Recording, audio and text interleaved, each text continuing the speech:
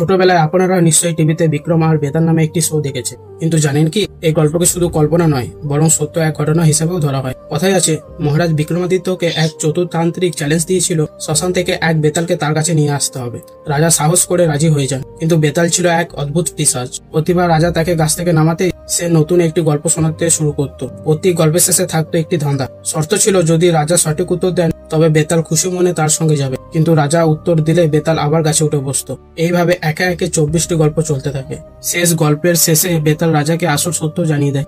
যে তান্ত্রিক তাকে বেতাল আনতে বলেছে সে সাধারণ মানুষ নয় বরং এক কালো জাদুকর। রাজা যদি সত্যি বেতালকে তার হাতে তুলে দেন তবে সে বেতালকে হত্যা করবে আর রাজাকে মেরে তার মাথা কেটে নেবে। এই কথা শুনে মহারাজ বিক্রমাদিত্য প্রচন্ড রেগে যান। তিনি বুঝতে পারেন তার প্রাণ নিয়ে খেলা করা হয়েছে, তাই তিনি বেতালকে সঙ্গে নিয়ে সরাসরি সেই তান্ত্রিকের কাছে চলে যান এবং মুহূর্তে নিজের তরবারি বের করে তার মাথা শরীর থেকে আলাদা করে দেন। ভিডিওটি ভালো লাগলে অবশ্যই চ্যানেলটিকে লাইক, শেয়ার আর সাবস্ক্রাইব করে দেবেন।